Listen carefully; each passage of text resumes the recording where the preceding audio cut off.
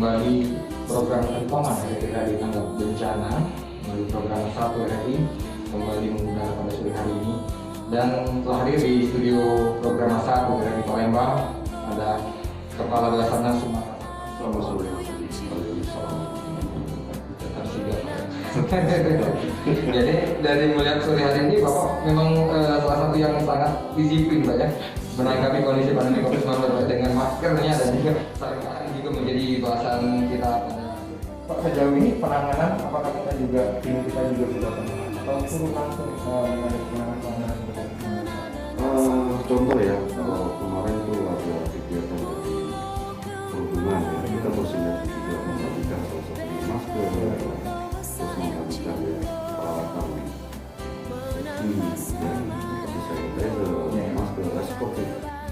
Jadi kita bersama khususnya Basarnas memberikan layanan pencarian penyelamatan dalam kondisi apa? Saya Bapak yang diperhatikan, Bapak Sumsel. Ya, selamat sore Pak Basarnas. Selamat sore. Ya. Ini saya mau bertanya nih Pak, kan saya sering masuk di ini kompleks ini kan sudah berapa kali ditemukan ular seperti itu ya. Kan orang sering melapornya ke pemadam kebakaran orang. Nah, apa bisa mengambil warga ini minta tolong ke Basarnas? Kan kompleks ini sudah tidak terbuka dari mana? Seperti di kompleks adik saya juga di kawasan Kelapa di Perumahan Elit itu juga sudah berapa kali ditemukan babi hutan seperti itu.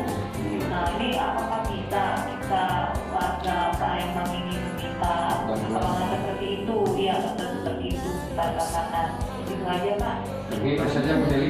Ya. Terima kasih Bu Seli sudah bergabung sama Bersatu. Ini penting di Selen, tapi memang paradigma di masyarakat terjadi. Jadi apa yang disampaikan Bu Selen itu sering bukan ulang ya. Kita sudah mengalami tahun itu yang dia